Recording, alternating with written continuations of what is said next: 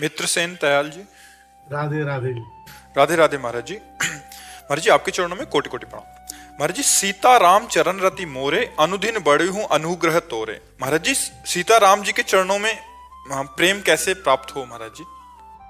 सीताराम सीताराम सीताराम नाम जप करो और हनुमान जी की महाराज की आराधना करो, क्योंकि राम रसायन तुम्हारे पासा। भगवान सिया राम जी का प्रेम रस हनुमान जी के पास है, वो जिसको चाहे दे सकते हैं। इसलिए हनुमान जी की आराधना करो और सीताराम नाम का जप करो और रामचरितमानस का गायन करो। रामचरितमानस पढ़ते हो? है नहीं, इतना पढ़ो कि नशा हो जाए, भगवान का चरित्र गायन और सुनने का नशा हो जाए। जब खाली बैठे हैं तो बस शुरू कर रहे हैं भगवान के चरित्र। भगवान के चरित्र में ही प्रेम छुपा हुआ है, भगवान के चरित्र में ही शरणागति है, भगवान के चरित्र से ही पूर्णता है। बड़े बड़े दुखों का नाश हो जाता है भगवान के। रामचंद्र गुण बरने लागा, सुनते ही सीता कर दुख भागा।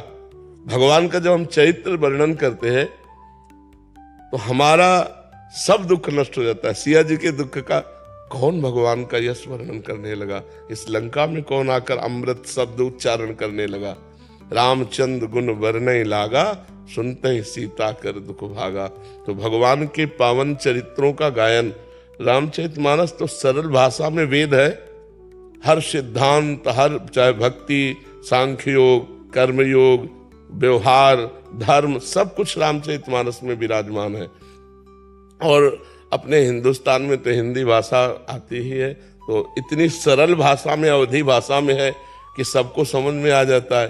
तो हमें लगता है कि आप जो रामोपासक भगवान श्री राम से प्रेम प्राप्त करना चाहते हैं, उनको सीताराम नाम का जप करना चाहिए, रामचरितमानस का पाठ करना चाहिए, गायन करना चाहिए, श्रवण करना चाहिए, मनन करना चाहिए और हनुमान जी महाराज के चरणों में आश्रय रखे, क्योंकि हनुमान जी की कृपा से सिया राम के चरणों में प्रीति प्राप्त होती है।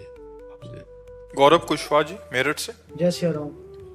जय श्री राम महाराज जी। महाराज जी, मैं बहुत संशय में हूँ, ना तो मैं आपको छोड़ सकता हूँ ना ही मैं राम नाम को। मैं आपके अलावा कहीं और से दीक्षा भी नहीं लेता। परेशानी क्या है? सिया राम जपो, सिया राम जपो। महाराज जी, जैसा आप बोलते हो कि किसी राम नाम वाले से वो लेनी पड़ेगी। नहीं, जब मंत्र की बात आती है ना, तब हम कहते हैं। अब जैसे भगवान के राम नाम में अपार सामर्थ्य है। राम भी नहीं कह पाते थे, मरा कहा तो ब्रह्म ऋषि हो गए। तो तुम सिया राम जपोगे, तुम्हारा कल्याण नहीं हो जाएगा? तो मान लो, इसी को गुरु मंत्र मान लो और हमारे प्रतिभाव रख लो कि गुरु है, और सिया राम जपो, कोई संशय नहीं। ठीक है? अभी बताओ, संशय रह गया? नहीं महाराज, बस फिर जपो, आप ही हो सब कुछ। नाम जप से सब ठीक हो जाएगा। आप सिया राम जपो, ठीक है? निशिका गुप्ता जी। राधे राधे महाराज जी। महाराज जी, आपके चरणों में कोटि कोटि प्रणाम। महाराज जी, क्या स्नान के समय या स्नान के तुरंत बाद बाथरूम में यदि नाम लें, जैसे राम नाम अंदर करें, तो ये सही या गलत है? नहीं, ये तो बाथरूम में भी कीजिए, शौचालय में बैठे तो भी कीजिए। मंत्र निषेध है, नाम निषेध नहीं है। जैसे हम नाम जप कर रहे हैं ना, तो अब शौचालय में बैठ के ऐसे तो नहीं जपेंगे राम राम राम राम, ऐसे जपेंगे। अब अंदर जो हमारे चल रहा है उसके लिए निषेध। अपवित्र पवित्रो वा सर्वावस्थांगतोपि वह यह स्मरेत पुंडरीकाक्षम सवायाभ्यांतर शुचि। अपवित्र हो या पवित्र हो, किसी भी अवस्था में हो, जो कमल नयन भगवान श्री हरि का स्मरण करता है, वो अंदर और बाहर से परम पवित्र हो जाता है।